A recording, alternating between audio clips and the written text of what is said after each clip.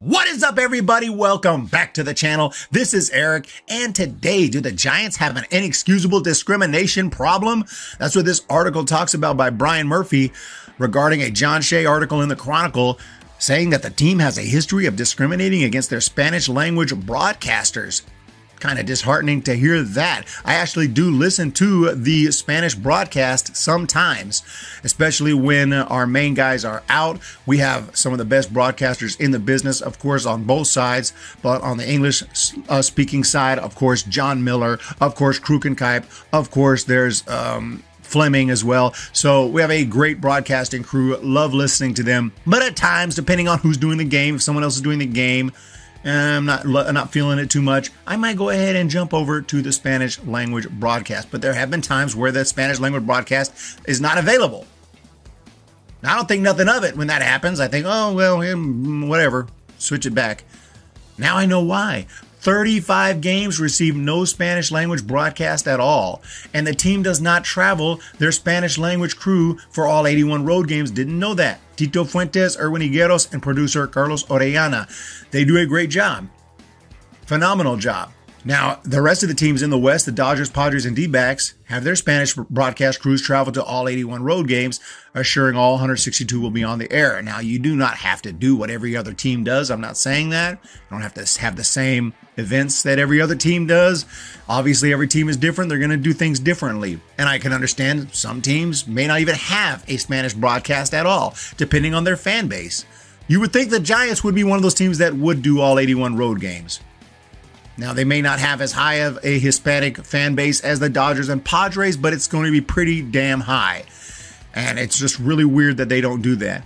Then there's a matter of pay, which 81-year-old Fuentes reveals to John Shea in the piece is only a fraction of what the English language broadcasters make. You would expect John Miller to make more, and in general, the English broadcasting crew is going to make more just because they have so many more listeners. But I would have to know what that fraction is before I could really comment on that. But if they're not getting paid very well, that's not really right. You need to pay them. We're talking about 3 guys on the crew. I think you'll be okay, but we'll get more into that. But here is a quote from Jason Pearl. This is the VP. He is the guy who kind of oversees the Spanish language broadcast. Tito is awesome, a Giants legend, and Erwin is our captain in the booth who cares deeply about the product. I would love to see us do 162 games. The goal is to find advertisers to offset that expense. We're not looking to make money, but we've got to be careful with how much we're losing. I mean, act like they're just losing and bleeding money by having the Spanish language broadcast. And it's tough to quantify it. I know they have advanced metrics to try to figure this out, but in general, you can't really quantify it. You put out the games, so more people listen. Those people become fans. They buy your merch. They buy tickets. I mean, it's that simple. I mean, this is going to be a pretty big percentage of your fan base who speak Spanish primarily. And they would enjoy listening to the Spanish broadcast more so than the English broadcast, many of them. So this is just something you do for your fan base. Obviously, I know you can't do it for every language, but Spanish is going to be a huge percentage of your fan base. It sounds like something Gabe Kapler would say about a player right before he got benched. It's a great quote for Shea to include, though, because the piece is largely about naming and shaming the Giants into correcting the issue. And I wouldn't want to shame them into correcting the issue. Obviously, I think they should have all 162 games broadcast in Spanish. I think they should pay their broadcasters well, but it's up to the Giants and do what they want to do. It is interesting that, Hispanics are the largest ethnic group in California. Obviously, not close really to Los Angeles or San Diego probably, but 15.7% San Francisco, 15.7%, and maybe more than that as a baseball fan base, because baseball is very popular in Hispanic countries. And the A's have a 27.2% Hispanic population, but the A's only broadcast 71 total games in Spanish, even less. That's just shocking. I did not know that. So very, very, very strange. And, obviously it hasn't been a big problem for me. Like I said, a few times I've tried to listen to the Spanish broadcast, wasn't available. I just switch it back.